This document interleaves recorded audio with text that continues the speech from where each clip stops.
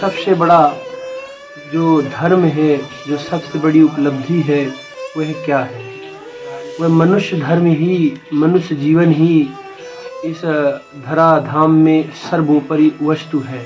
लेकिन मनुष्य में भी अन्यत्र देशों में भारतवर्ष की अपेक्षा साधन प्रणाली, सभ्यता और भक्ति भाव अन्य देशों में नहीं है। उस देश से अपेक्षा भारतवर्ष की महिमा का ज़्यादा ही महत्व दिया गया है। इसलिए भारतवर्ष में जन्म लेना सबसे दुर्लभ है। भारतवर्ष में भी ऐसे परम पवित्र धाम जहाँ पर हमारे प्रिया प्रीतम आज भी विहार करते हैं, ऐसे श्री ब्रजभूमि में जन्म लेना और फिर यहाँ भी परम सानिध्य रसिकाचार्यों का, गुरुजनों का सानिध्य प्राप्त होना उससे भी दुर्लभ है। और फिर जुगल सरकार की चरणों में मन का लगाव होना उससे भी दुर्लभ है। तो जो रही बात अपने जीवन की, तो अपने तो कहीं किसी भी प्रकार से किसी तरह से योग्य नहीं है। बस लाडली जी की कृपा से ऐसे सद्गुरु, ऐसे आचार्य का सानिध्य मिला और आज भी उनकी कृपा दृष्टि के छत्र छाया में हैं।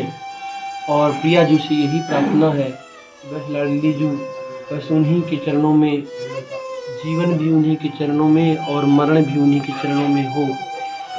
बस लाडली जी से यही प्रार्थना है, यही विनती है कि ऐसे सद्गुरु का, ऐसे श्री आचार्य चरण का महिमा तेरी कहा कहूँ। श्री हरिवंश दयाल तेरे द्वारे बटत हैं सहज लाडली लाल। यहाँ देखो बटना शब्द जो आया है, बटना शब्द ऐसा नहीं है, पात्र और अपात्र नहीं देखा जाता। जहाँ जो वस्तु बढ़ रही होती है ना, वो वस्तु बांटने वाले पर यह डिपेंड करता है वो किसको देना चाहता है।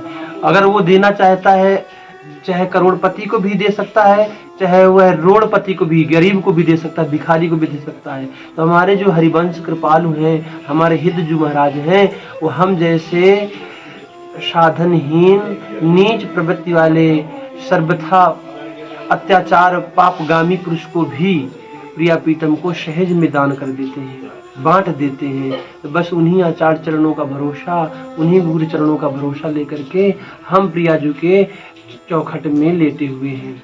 कभी दयालु लाडली जी सामने जो कभी दया करेंगी जब हमारी सुनेंगी और हमें सहज में अपना लेंगी। बस यही प्रार्थना है लाडली। जय जय श्री हरिवंश।